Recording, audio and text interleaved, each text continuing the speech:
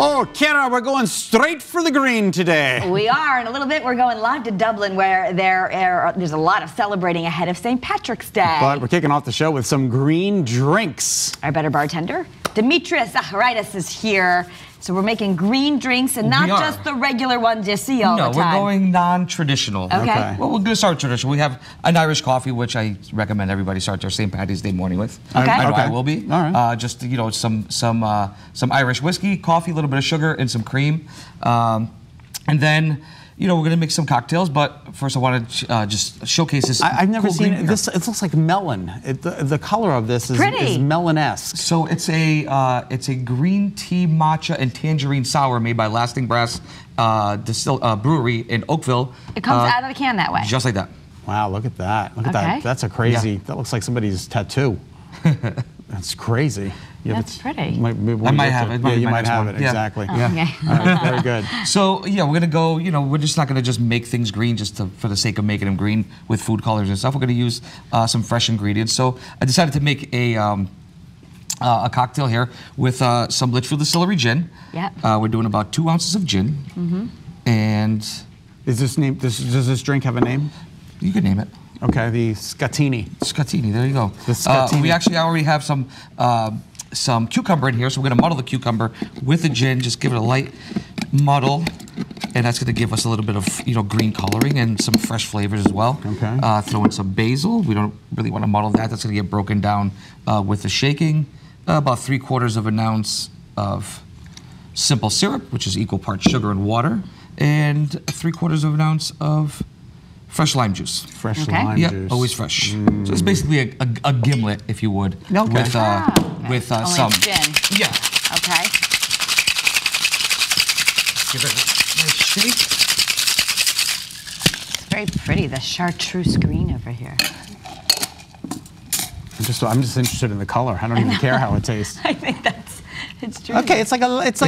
It's a pale green. Oh, it's a pale like green. a very light lemony looking. But it's green refreshing. nonetheless. Green nonetheless. Is that basil? There's a little basil leaf. And did you hit it? Because you like to hit your herbs. This is already pre-smacked. Okay. Just if you're watching at home, Dimitrios says we always smack our herbs, not because they're bad, but because it releases the oils. Exactly. It's good.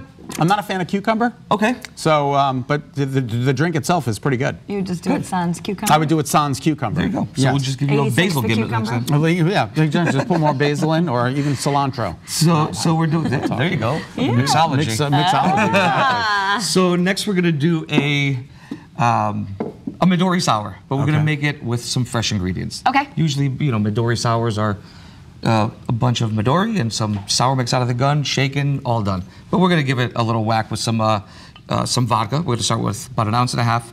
Oh, it's always good when you start off a drink with vodka. Course. That's what I'm saying. Litchfield Distillery vodka. We're going to do... Now, what is that? Because that's Midori's bright a melon liqueur.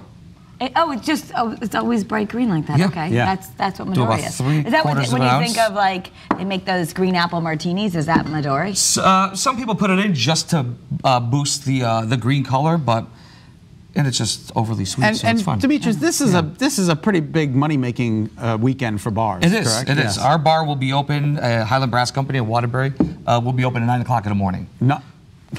Are you allowed to drink at 9 o'clock in the morning? We serve breakfast sandwiches at 9 o'clock in the morning. We do bacon, egg, and cheese Will there be sandwiches. Irish coffees there? Irish coffees, everything you see here will be there. Okay. So we're doing some, just to make it this nice and foamy, instead of using an egg white in drinks, we're going to use some chickpea water.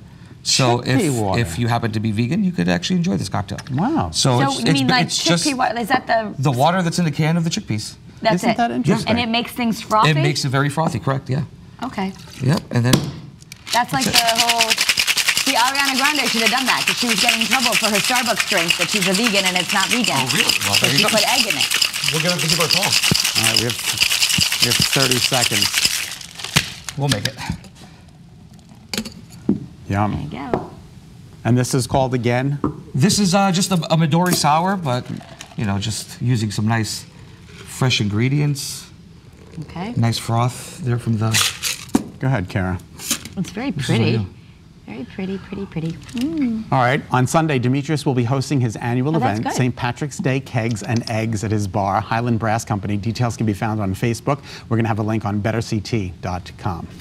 Well, to see all those recipes and more fun drinks from Dimitrios, you can check out his Facebook page. Just search Cocktail Chemist.